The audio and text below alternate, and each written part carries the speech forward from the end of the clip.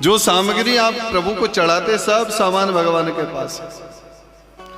गोरा जी ने सोचा कि अच्छी आसन बिछाऊं, भगवान तो मृग की छाला पे बैठते हैं। गौरव जी ने सोचा कि अच्छा अच्छा भोजन बना करके इन्हें खिलाऊं, पर भगवान को तो भांग धतूरा पसंद है। पानी भी कहां से लाओगे? तुम कहो कि हम जल पिलावे, पर भगवान के पास तो गंगा जी है।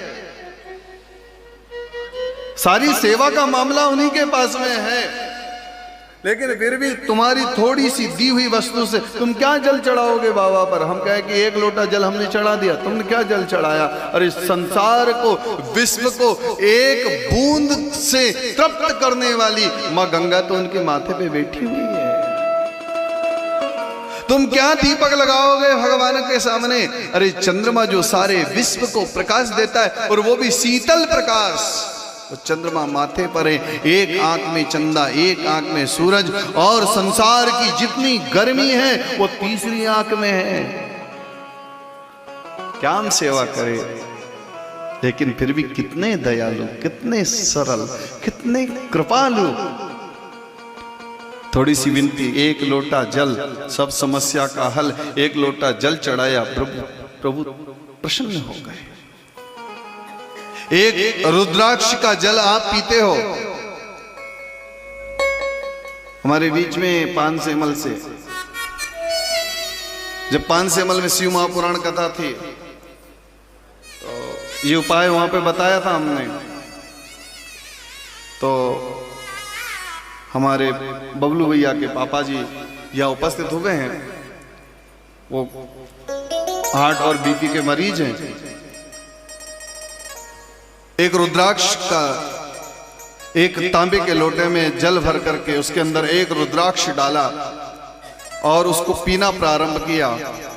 तांबे का लोटा, उसके अंदर जल भरो, रात को एक रुद्राक्ष डालो, 3 बेलपत्र, 3 तुलसी पत्र मिल जावे तो डालो, और सुबह प्रातः काल में सवेरे उठ करके सबसे पहले वो जल पियो। सबसे पहले लगभग 1 साल ही हुआ होगा। रात को हमने पूछा कि कैसा है आप स्वास्थ्य? बोले बहुत बढ़िया। वो जो रोज रोज छाती में दर्द होता था, वो दर्द होना बंद हो गया, और डर भी खत्म हो गया कि अब अटैक नहीं आएगा। समस्या लंबी होगी तो समय भी लगेगा।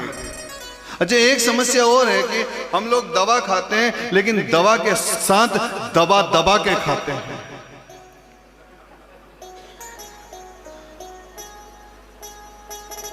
जिस चीज से हमें तकलीफ है वही चीज हम खाते हैं, खूब दबा दबा के खाते हैं और दवा खा लेते हैं, लेकिन वो दवा भी उस दबा दबा के खाने को कब तक पचाएगी? एक दिन तो फिर। इसलिए परहेज भी जरूरी है, नियम भी जरूरी। नियम से खाओ, नियम से चलो, नियम से ग्रहण करो। सब चीजें, सब जो वस्तु शरीर को नहीं लगती उसका त्याग करो, फिर ये रुद्राक्ष का जल भी काम करेगा, बेलपत्र भी काम करेगा। पर हम कहते हैं कि हमने तो बेलपत्र खूब खाए, पर बेलपत्र तो तुम खा रहे हो, रुद्राक्ष का जल भी पी रहे हो, लेकिन जो तुम्हारी बुरी आदत है वो छूटी की नहीं छूटी, छोड़ी की नहीं छोड़ी, उनको भी तो छोड़ना पड़ेगी। एक गांव में एक कुएं में एक कुत्ती मर गई। गांव में कुएं में कुत्ती मर गई। अब गांव के सब लोग पंडित जी के पास पहुंचे। पंडित जी, हमारे कुएं में, हमारे गांव के कुएं में बड़ी बदबू आ रही है। बोले क्यों? बोले उसके अंदर एक कुत्ती मर गई है।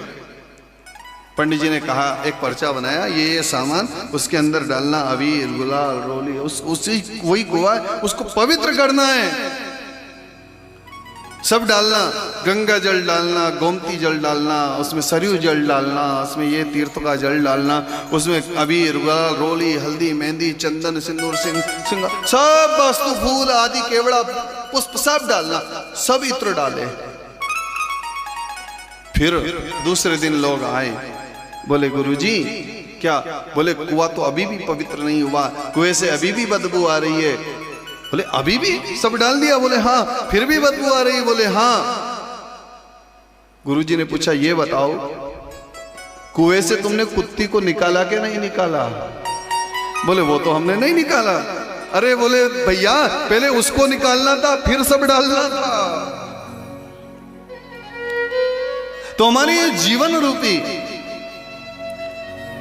कुएं से विकारों की कुत्ती को निकालना पड़ेगा, बुराई की कुत्ती को निकालना पड़ेगा, बुराइयों को निकाल करके फिर अच्छाइयों को भरना पड़ेगा, फिर अच्छाइयों को ग्रहण करना पड़ेगा। पहले से कोई सामान किसी पात्र में दूध भरा हुआ हो, उसमें और दूध डालोगे तो वो दूध नीचे गिरेगा, और यदि वो खाली होगा